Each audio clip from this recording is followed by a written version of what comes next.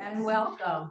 This is the first time we've used this, so there may be a little bit of a glitch or something. We don't know yet. And wanted to let everybody know that one of our travelers, Peggy Brown, is joining us from Florida. So she's probably a little warmer than we are. So welcome, Peggy. Good to see you. I also want to thank, well, first of all, good morning. Start where I am. I'm Kathy Higgins. I love Guatemala and chocolate covered nuts. I hope you are enjoying the Guatemalan hot chocolate prepared by my colleague, Carrie St. Did everybody get some? Delicious. Thank you for taking the time to come and hear and see the amazing progress of the projects that are decided by the Association of Mom Christian Women for Development. Meet marvelous Morgan Miller, who was a great asset on our trip in January. And she's been working with the Church in the World Guatemala Committee for well over a year, but this was her first experience in Guatemala. Over the past presentations, we have talked about many facts. I'm going to give a short fact refresher. The rest of the story is photos which tell the story in living color. Okay, so now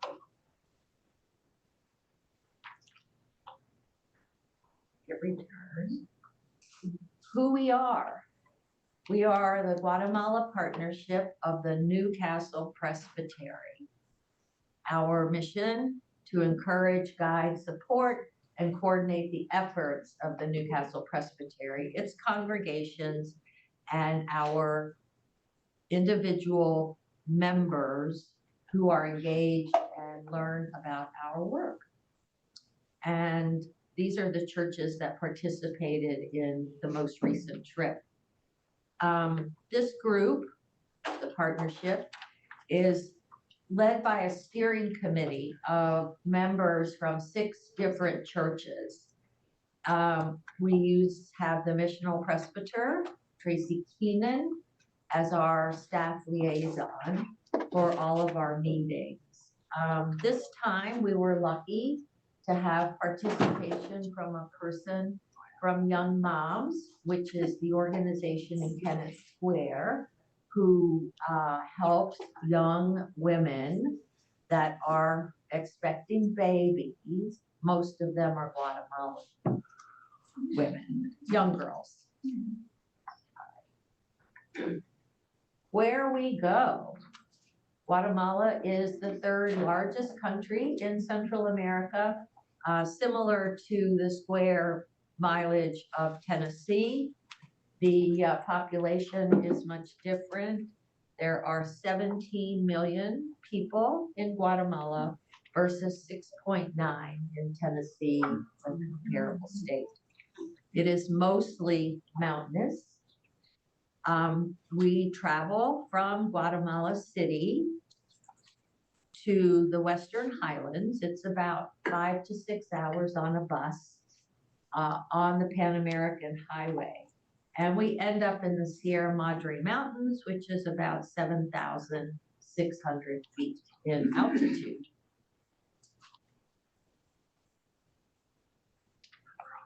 The population in Guatemala is 50% indigenous peoples of Mayan descent. There are 23 Mayan languages, 23 different indigenous languages. The largest group is MOM, M-A-M, and that's who we work with. And the MOM community is mostly in the Western Highlands. Spanish is the official language. However, not everybody speaks MOM or everybody speaks Spanish.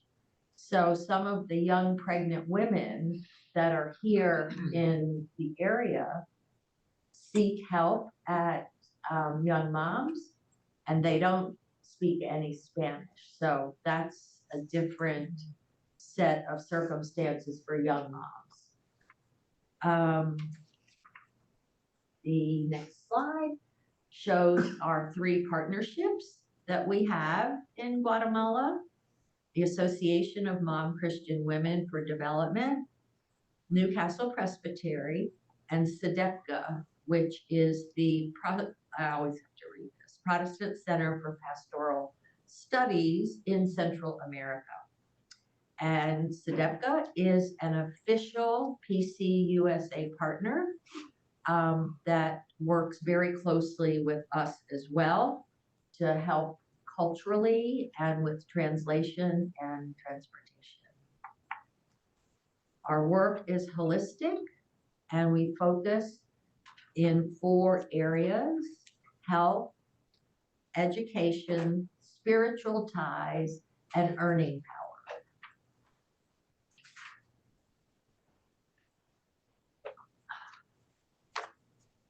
We got to visit in downtown Guatemala City, Casa Migrante. It is a point where migrants that are coming from all countries, including Venezuela, can house up to 1 night.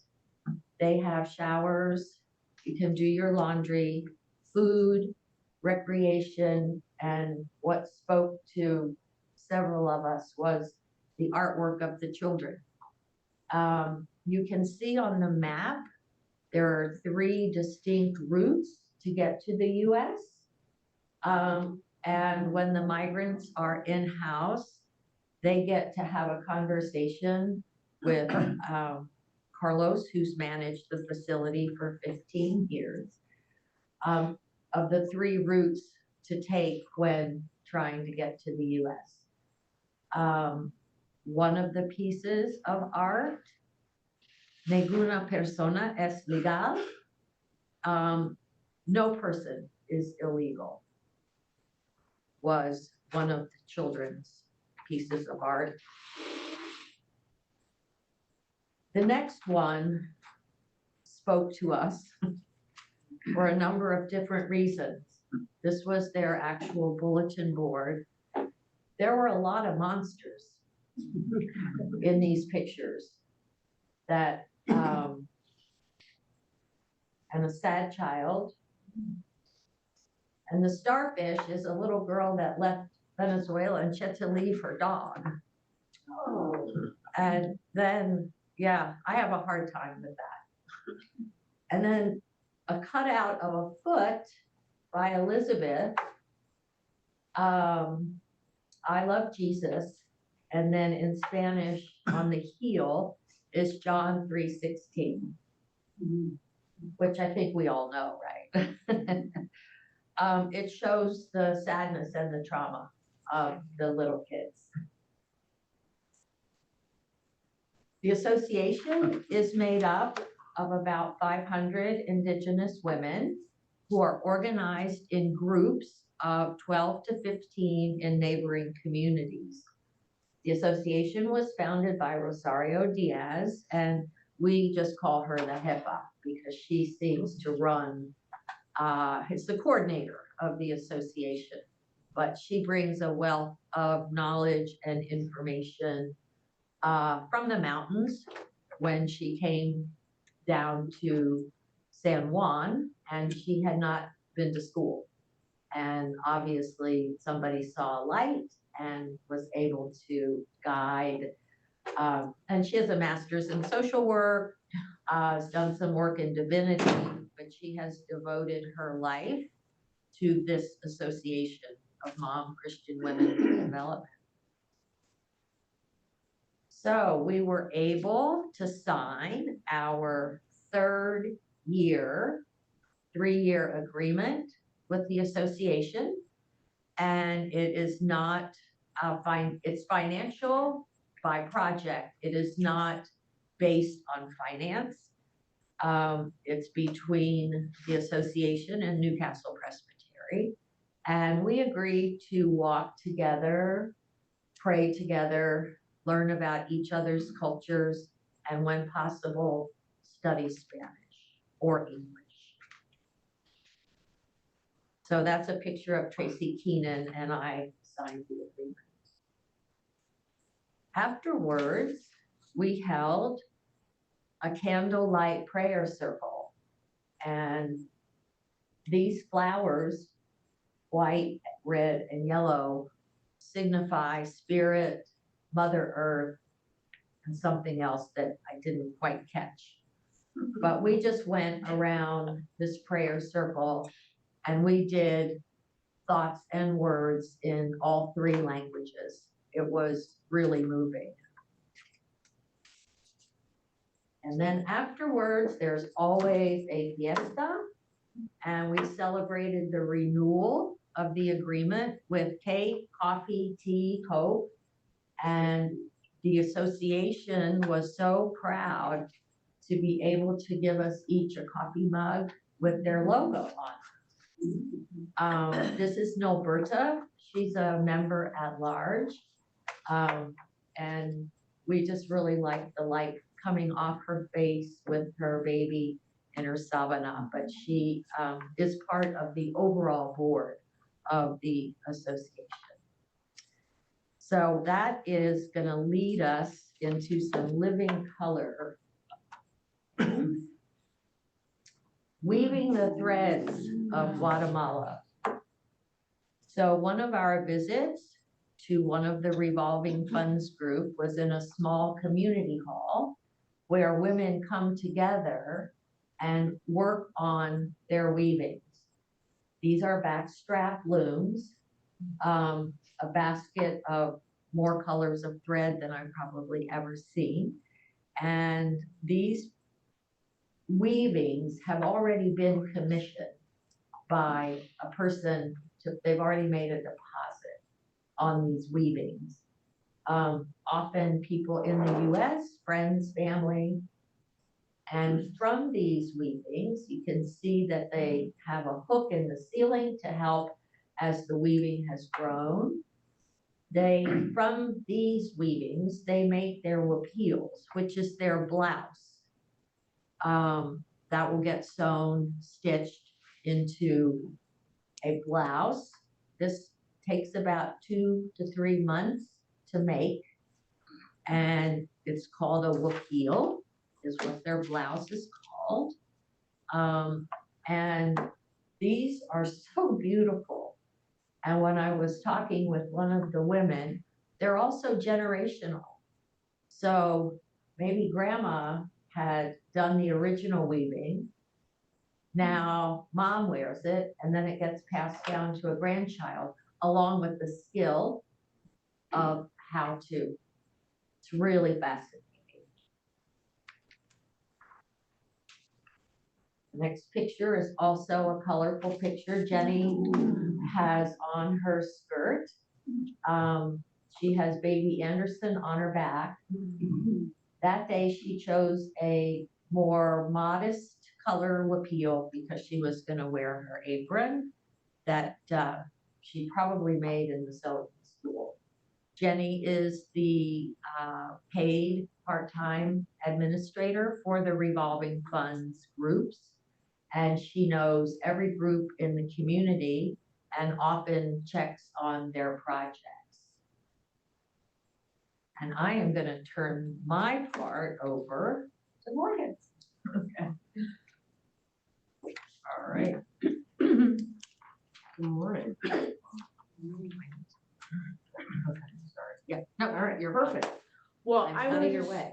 start by thanking Kathy and Carrie for inviting me on this trip. It was the hit to 2024, so I don't know what else is going to happen this year, but I started it off with a bang. So I'm really excited about 2024. It was lovely to meet Peggy and all of the folks from around Newcastle County and the other churches and Eastern Shore, and learn more. Just as Kathy said, I've been involved, but being involved, but then going and seeing it is night and day different, and really understanding how the groups work. And so it was life-changing for me, starting with the family gardens. So after we did the weaving, we spent about 2.5 days at different gardens, probably within the community. The women in these organizations, so the 10 to 15 of them, applied to SEDEPCO to get seeds. The seeds are funded by the Presbytery of the James, and then SEDEPCO hands them out to the various different women. And it's really critical to their healthy food supply, as well as providing some extra income for them to be able to support their families. So this is us taking a walk from the weaving out to the first a garden. And as you can see, the slopes, they had to, it's not like maybe your backyard and your gardens or your raised gardens that maybe you have. This was, interesting terrain for them. They have to rent it, first of all, so it's not theirs. They rent it, they pay something for that, then they terrace it, they have to irrigate it. And we spoke with this one woman on the right, who was doing the potatoes, and she said she basically rents the land. It was her first season of doing potatoes. Her father helps her with the irrigation. And we asked, let's understand the business of this. And she said she gets 2 harvests a year. Doesn't sound like a lot, but then she said she makes nets 100 quetzals. Does anybody know what a quetzal is worth? I'm going to translate 100 quetzals, $13. She gets 2 harvests a year. So she makes $26 a year doing all the work. That's what she nets. Now, obviously, she also gets some food, but you know what I mean? That obviously is only part of what's going to sustain that family for the year. And then we also enjoyed and went over to another woman who was doing carrots. All right, and then Love Dina, she was one of the presidents for one of the women's groups, and she was very excited and proud to share her cabbage patch. And I think one of the things that I learned from some of the other folks who had been there before was one of the things that they really saw, and Carrie, Kathy, Tracy, Kim, a lot of people recognized, was their ability now and their self-confidence just to stand up, introduce themselves to a group of people and be able to, whether it's 10 words or 50 words, be able to speak to us about what they're doing, and just building that self-confidence, and not only for themselves but also their children, both their boys and girls in their families. So it was really, I think, remarkable, and the changes apparently in these women. Then we have one of our fearless 2 leaders, Emerson, who has been with SEDEPCO, and then he had a calling, and he now has his own parish. But he was presented with some of the beautiful radishes you can see there. I mean, the products that they do produce are wonderful. And he was our translator. Unfortunately, as I'm not sure if you heard, but many of us, like poor Peggy on the line, got sick. Emerson got sick too, but he continued to persevere and was a great translator, not only for the actual words, but also the culture and the meaning and things like that. So that was fantastic.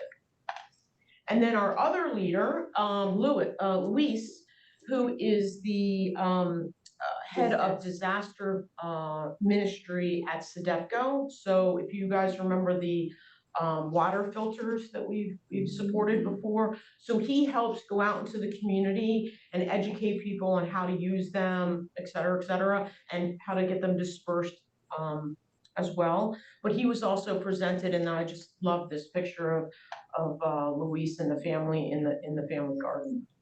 And the little white dog. Yes. In addition to the gardens, we typically would see the different animals that were there. So some people might have gotten seeds, and that was their project. Other folks went the animal route, and some, as you know, we've sponsored before, I know a few times, the chickens. And typically every meal, 1 meal a day, always had chicken for us, right? With everything, like chicken was their thing. So lots of chicken over there. Carrie and I, being vegetarians, we stayed away from the chicken, but Great meals. The cow, one example I remember with the cow, one woman had bought the cow. She spent 2,700 quetzals to buy it. And then she keeps it for about 6 months, feeds it. It typically stays in the barn because they don't have a lot of area to graze. And then she hopes to sell it for 6,000 to 7,000 quetzals at the end. Now, of course, she has to take food and those types of things out of it. But that's a healthy, you know what I mean, business for her to be able to do. In addition then to doing other things like maybe a garden or weaving or those types of things. Here's a question. Yeah. Do the chickens produce eggs for them? There's two different kinds. So you can either do the laying egg, let chickens or laying, or Okay. do it for meat. The eating chickens. The eating. We learned a lot about chickens from the agronomist. There's fattening chickens, there's girl chickens, there's boy chickens, there's roosters, Yeah. it's an incredible types of chickens. Yeah. And how big are the plots that they garden? I would say, that's a good question. I would say they're different sizes, definitely. Like if you looked at the cabbage lady, she was probably the size 10 by of 20 or maybe 1.5 of these chairs. You know what I mean? Not quite double the chairs, but then others would be like this whole room. So, you know what I mean? They have to rent the land in order to, Yeah. And some are family gardens, so it just could be right in their backyard. And then others are like a revolving funds project where they're actually harvesting carrots or one thing at a larger volume. right. Thank you. Good. All right. So some fun pictures of the animals. And then the stove project, everybody's familiar with this. I know that we supported it again last December. Stoves were fantastic to see the old stoves, the newer stoves, and then the most recent stoves. You know, the three key benefits here, obviously with these new stoves, is they're light enough for the women to be able to move, right? So they can pick them up and move them. And they vent right out this one on the left actually has the exit pipe, I think, is in the house, but you can actually, the one on the right is actually venting directly outside. But either way, health-wise, it's 1,000 times better for them. Plus it uses about 1/3 of the wood that they would with the other. So the resources, not only the cost, but just the resources of the trees. And then just, you know, the flexibility about being able to move it around if their home changes and they need to move things around. It's really, really fantastic. So it was great to see the stoves. And then the restoration project. So in this picture. Sorry, we have another question. Yeah, sure. I was curious, do they have anything where they can have those solar stoves? Are you familiar with that? No. So these are all indoor, so I don't know if with the solar stove they have something out external. But with the stoves, the one thing that I thought was fantastic was the mayor, one government official, I want to say it's the mayor. Let's go with the mayor. Had, you know, gone, bought all these stoves and was handing them out as like, you know, here I'm doing all this for the wonderful people. Santa Claus. But yeah, Santa Claus. Explain Santa Claus. But it turned out whatever that stove was not working well. And so they ended up coming to the association, and I forget the name of the company, Up to, right. They basically came to the association and said, our stoves don't work as well as your stoves. So the mayor had to kind of like grovel a little bit and say, look, could you help us with building the stove? So the way that they have built this just for their circumstances in the house and the external has been the best version of stoves. So I think we should be very proud that we're supporting, you know, something that is now becoming, you know, the standard down there. Okay. Then the reforestation. So this is a picture actually of, in the orange, that's Delphina from Young Moms, who was able to come, and she was fantastic to have with us. She's originally from Argentina, so she helped with some of the translation as well, which was great. And she's actually there with her prayer partner, who she met on the trip, which was great. But with the reforestation project, Trinity Presbyterian has supported 15,000 trees in the last year that they've used, typically for helping with erosion, as well as obviously they need trees, you know what I mean, because they need wood for, you know, for their stoves. But it's very, very key, and they have different kinds of trees. So, and it was super to take a walk in the woods, and they all showed us their different plots and why they were doing it, things like that. All right, then we traveled to Mujeres Virtuosa. And in this, we actually got there really early, so we were able to take a tour, see them cooking our lunch for us. My version, that's my picture, so it's the non-chicken version. But they whipped up a big chicken dish for us, and as well as the tamales, which were wrapped in the corn husks. And they had two different kinds. It was kind of cool. One was purple and one was that typical cream color. So it was wonderful. And when we also got there, because we got there a little early, they were there wallpapering their wall with color pictures, which they had made, which is not easy for them, of all the projects that they had done. And so they wanted to share with us all of their different projects. And one of the key staples of the tour was Gloria, who's in the picture here. Gloria, aka, she's a veterinarian, but aka our doctor. She had the backpack with all the goodies in it, whether it was Pepto-Bismol or whatever you needed. You went to Gloria when you weren't feeling well. And she's from West Nottingham Presbyterian Church. And she's from West Nottingham. She was fantastic. And I know she was there last year. I don't know how many times she's gone, but she's gone. I think this is her second trip. Yeah. Okay. Yeah, she was fantastic. But some of these, and no, it's not zoomed in, but you can see there's chicken projects, stove projects, family gardens, all kinds of things that they were doing, which was just fantastic.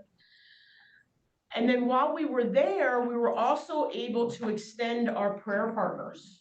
And for those of you who might be aware, and I think in the picture of La Jefa earlier, that was a picture of Camilla. I don't know if people recognize Camilla. Yeah. Camilla and La Jefa are prayer partners.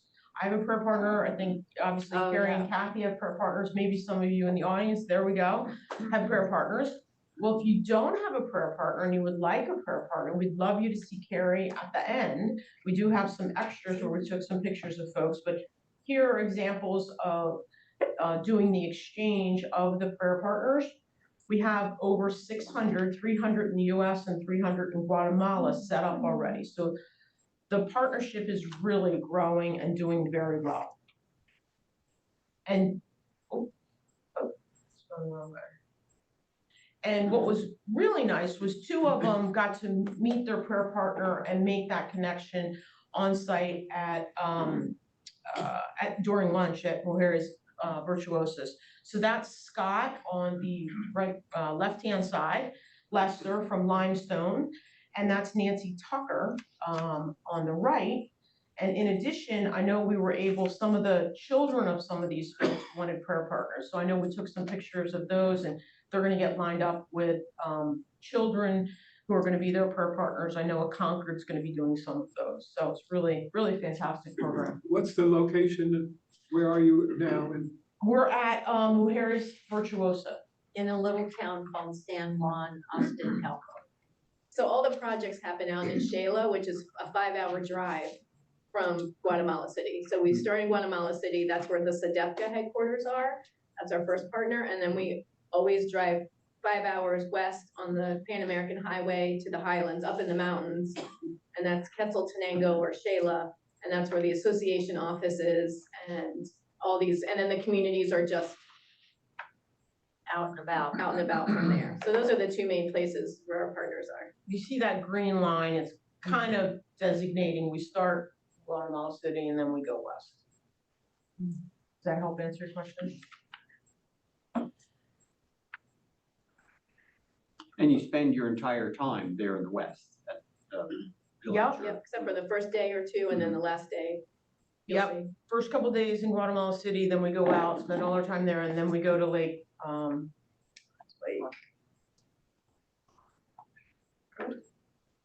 Did you swim in the lake? Did we swim? No. No, it's too cold. Yeah. All All right, this is just an example when we were actually out there of Saturday activities, and we just love this one picture that was Kim took of the women doing their laundry, beautiful colors, and then on the right is a chook. I call it a sauna or bathhouse that they would use on Saturdays as well. It's like domed on the outside, and that's their bathhouse that they enjoy on Saturdays. With the hot water on the rocks to make a lot of steam. Because a lot of the women don't have running water or showers. So Right. they do this once or twice a week. Was also from the Mayan culture, right, too, that's how you took your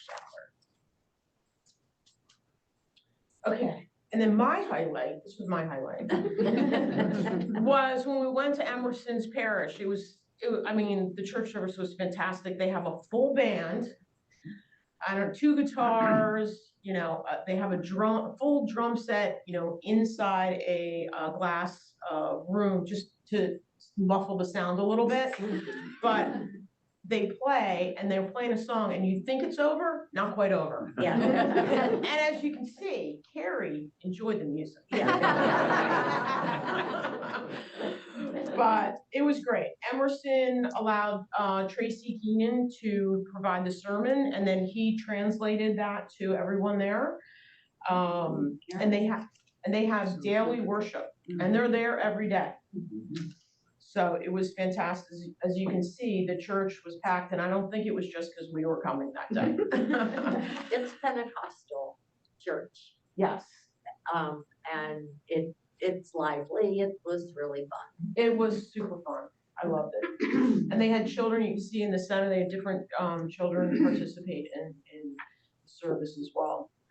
And then before we went there, we went upstairs and downstairs in the back to where they had this food spawn bakery. And it's not with Utz. A lot of people are like, is this associated with Utz potato chips? It's not. Food spawn. It means good bread. Good bread, yes. It means good bread. And you can see on the left, keep doing that. On the left is little pictures, and each one of the students had described, had gotten up and stood in front of us and presented their projects and what they had done, and also talked about their future and what they wanted to do and what they wanted to be. One wanted to be a baker, one wanted to be a doctor. They were going to school. They helped us understand what it takes to go through and get an education, the various different tests to get into higher education. A lot of them would go to school in the day and then come to the bakery afterwards and work 4 or 5 hours, and then, use that money to help actually support their family. It was fantastic. And I know Carrie was there in November for the trip. It was a week-long trip where they took 6 students outside the city, and they'd never been outside the city. And they had just a wonderful time. And the one student who got up and explained his future and things like that, he was fantastic. He just said, you planted a seed. I will not waste that seed. It might take a little while for it to grow, but I have not wasted that seed. And he obviously practiced that and spoke to us in English. So it was very moving. He was fantastic. Lori, can I just add one thing? So this is the Utzpan Bakery project is sponsored by Self-Development of People grant from PCUSA. So if you give to 1 great hour of sharing, you have sponsored this project.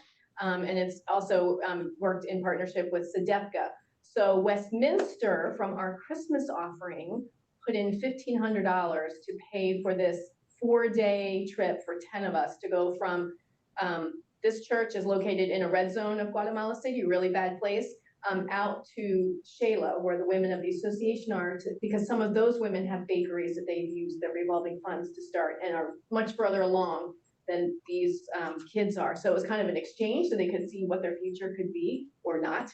Some of them maybe thought this is too much work.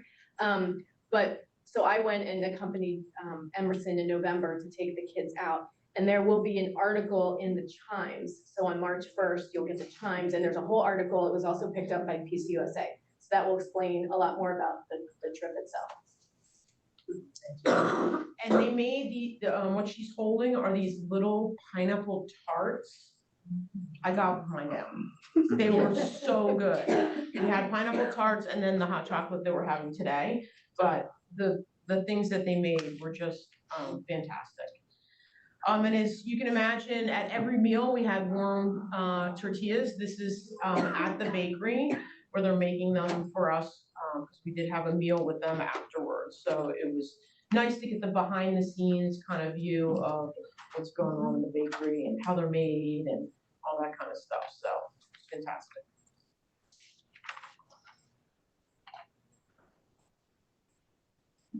I love how she's just flipping them with her hands. I know. Yeah, my hands are And sealed. everywhere you go, that's the way they're doing it. It's amazing. No pancake turners for sale. After we left there, we took about a 5-hour bus ride out to Lake Atala. And we spent the night, and then the next day we took a boat ride across to Santiago, where we rode in the tuk-tuks. Is everybody familiar with the little tuk-tuks? Little tuk-tuks. We got in. There was 3 of us in the back, 2 or 3 of us in the back, and they're driving the kind of like the 3-wheel little vehicles, taking us over to Peace Park. So we learned about Peace Park, and then we went to the parish, which was quite beautiful. And Emerson gave us a whole talk, and I could go on forever, but I know that we're running low on time here about the history. And it was just, it was a fantastic time. I know that at that point, we're losing a few people, so not everybody was there. I don't think Kathy, Carrie, I think you were still there. And then finally, just our stroll through the town, seeing the culture, the traditional clothing. It was a really wonderful day that we spent over there. All right. Very nice.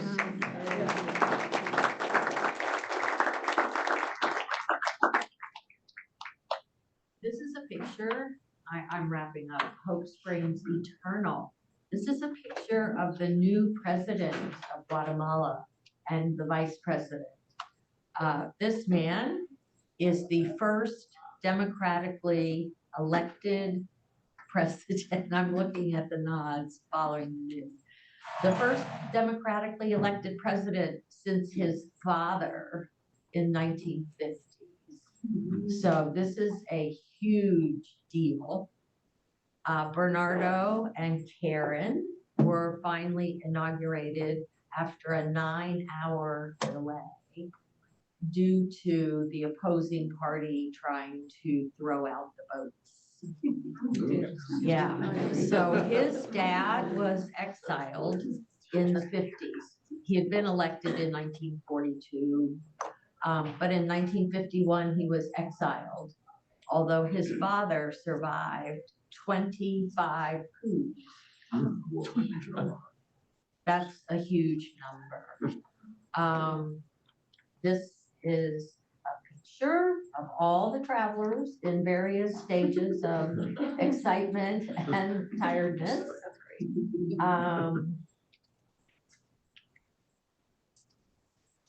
Uh-oh, I'm doing the wrong stuff.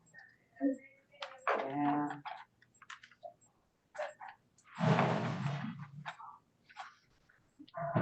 Okay, so this is a picture of all the participants. And then we go to, yeah, from all the different churches that came along. And then this is our annual picture with Emerson. We have a bank of the annual picture in the yard where we stay at a small B&B when we first get there. I need to thank all of you for coming today. I need to thank for all the most generous donations that come from all people of all walks of life, all interested people. I also want to thank Chris Hickey, because if any of you have read our blogs, when we're in Guatemala, he gets a text and a few pictures, and then he puts it into that beautiful format in the middle of the night that's published the following morning.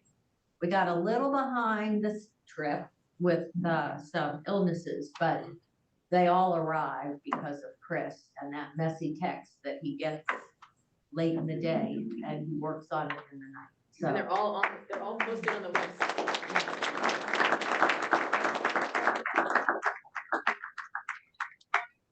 Site and go back Yeah. and read them.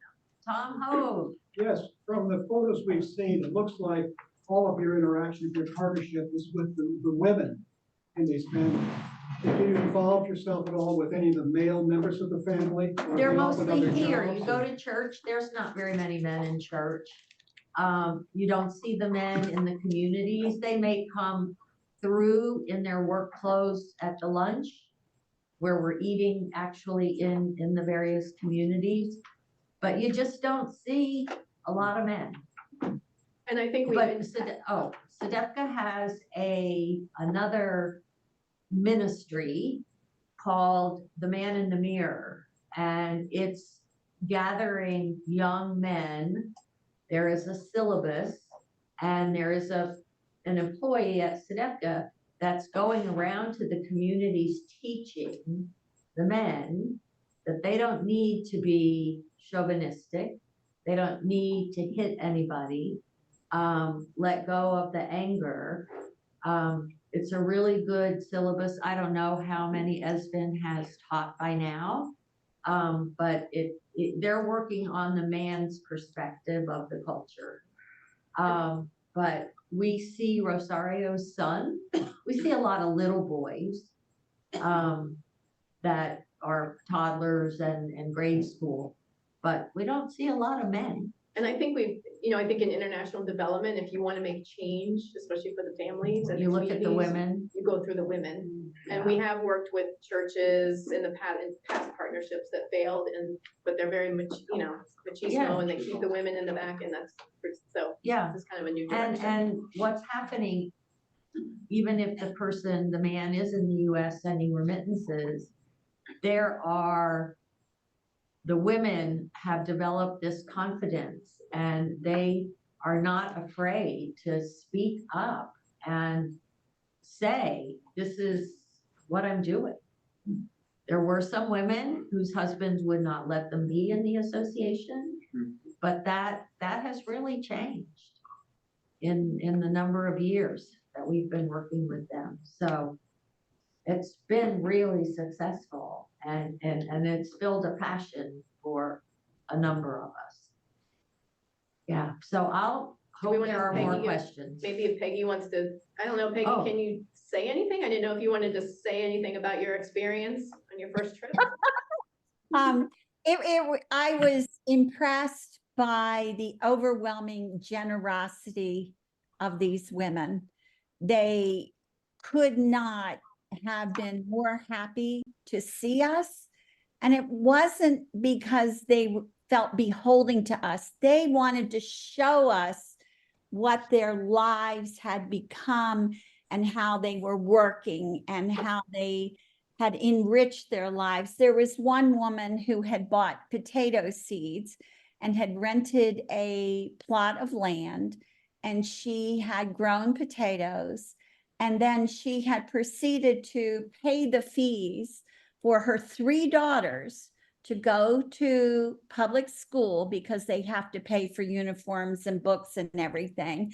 And she also had bought a pig, and she was, this coming spring, will rent another plot the same size that she had last year. So she was so proud of herself, and she should have been. And what really got me was the fact that she was working on getting her 3 daughters to a place of independence and education. And it was a wonderful trip. Thank you, Thank Peggy. you. Any other questions? I love questions. 2 Bobs at the same time. You can go first. I was wondering, you said the men weren't present, but they do support their families, don't they? If so. Or aren't they? What was the question? Do the men support their families? If they're in the US, they could be sending what's called remittances, and I forget what that's a huge number that comes I think it's the either number one, country. it might be the number one source of GDP for Guatemala is money sent from the States. I think Yeah. agriculture now has been knocked down to number two. So you see, you know, so everybody working here is sending money, including the women and the kids. Right. Right. So- Sometimes, and then sometimes there have been situations where the woman goes to the church to get help because the man, the remittances stopped. Wonder why? Because he got a new family here in the US. Oh, boy. And so the money quits coming. And then at least there is some sustainable things that are happening for a family. And I think for the men, there's just not that, there's no opportunity for them, Right. really. I Right. mean, There's no work. the men that we work with are the guys at Akpu. There is one woman, but there are 4 men who make those stoves. And they've told us, like, if it were not for the stove project, and if it weren't for the stove project, we would have to consider migrating. Like, we would have to leave because there's no way for us to make any money. And Vicente's already been here once, Right, and he got deported. and he got So now he deported. can't come here, and actually all his family is here working, and he's taking care of parents and all the family business and all that down there. Yeah. But that's a Alfredo problem. and Vicente said if it weren't for the stove project, that's why we're trying to keep it going, because it's a livelihood for 4 or 5 men down there who Right. work hard. They work so hard. I mean, it's insane Yeah, how hard they work. they live in a different town. To make not much money. Yeah, right. So yes, exactly. it's not, I mean, the men are not bad. There's just no opportunity for them or for the kids. And, you know, if you have a teenage son who's 13, like Husta, who Husta, does the that's bakery what and we makes the need, chocolate, I mean, she is working them to the bone in her bakery because she does not want them to migrate. She said, this is what we have, and they work. They go to school in the morning, and then they come to the bakery for another 5 hours. At least, yeah, they work really hard, so. I guess I was wondering, the men can't work, do the same type of work that women do to help out? Like agriculture and, Oh, yeah, they can, I Working mean, they're in the Yeah. fields as well, yep. yeah, But we're just trying to lift the women up to some of Right. that level I as was well. thinking of keeping the families together. Yeah. So the men don't have to leave their families. There's just not that much competition. Well, Yeah. and And you don't climate make that change, much right? money. Yeah. No, You you think make she- $26 in a Yeah. year. Potatoes, even if your husband does that, Yeah, you know. and and Bob, I'll get back to you. We did get to see the trucks, the little Toyota trucks, probably the first plain vanilla truck that you can buy. They're all Toyotas loaded with potatoes, going to the potato depot to drop them off and get paid for them. And it's Lay's potato chips that buy the potatoes from this particular depot. That was a new fact. Yeah, so it's evolving, but these women are getting so strong. Is It's there really hope with nice. this new administration that there will be more economic opportunities Oh, for so much men? hope, so much hope. So much hope, so much hope. They have already made a few changes in the government. Emerson was able to speak to that. But there's a lot to do after 50 years of corruption. I don't think I've ever seen so much hope. No, And the No. election was driven by the young generation Right. who were convincing their parents, this is change, this is our chance. right, And he was a dark horse candidate. He came out of nowhere. Nobody knew who he was. yeah, And he made the first cut, and then everybody just got behind him, and right. so, It yeah. truly was an uprising without any violence. Yeah. Yeah, they protested and protested and protested. The indigenous people did, the Latinas, everybody in different groups and there was no violence. It was great. Yeah. Jean? So what kind of jobs do the husbands or men have in these states? Are they doing Mostly agriculture? agriculture, lawns. There's men that are cleaners that work for housekeeping companies. It's probably not what they expected, but that's what they do. The mushroom, we're close to Kennett, mushroom capital of the world. Tons of Guatemalans there. Do you know of any programs locally that try to network the men together to, like the young moms? Oh, are? like, yeah, I Yeah. don't. I No, don't. Young Moms has tried a program for the men, but it It didn't, failed. yeah, it didn't really get much traction. Okay. There's Mighty, I think it's Mighty Rights, it's in Tuckahoe. There's one Yeah. for men. Mighty Rights, RIGHTS? No, I think it's WR. My garden club is involved, or pays attention to that. It's WRIT. Yeah. Mighty, right? Oh, Yeah, Mighty Writers or something like that, WR. And Oh, they're, wow. they're headquartered, I think, out of Philly, but they have a branch in Tuckahoe. that would make sense. Yeah. Yeah. And then Jean, or Barbara, I know that. My You know I cousin know is that. a dairy farmer with a very large herd in upstate New York. Uh-huh. And I believe his group and his industry employs many Guatemalans. He always talks about it. He's what I think is a rather reasonable employer. He's got a dormitory for them. The foreman of the place does live in town, but most people come and go. Right. And he says they are the hardest workers you Yeah. can imagine. Many of them choose to work overtime, and it's a very monotonous job to just stand there in the milking parlor and clean one udder after another Right. and so Right. on. But they come and they stay for 4 or 5 years, and they've made their bundle, and then they can go home with a lot of money in their pockets so that their family can up. Now, the other side of that coin is they come, they all have social security numbers, but who knows where those social security numbers come from. And my cousin admits that most of them are illegal aliens. Right. So Undocumented. politically, it behooves us to pay attention to all the noise about illegal aliens and see if we can work for an equitable way to get workers that we need without labeling them as Illegal. that child did, as illegals. Carrie, can you say something about the Guatemalans in Delaware? Not too much.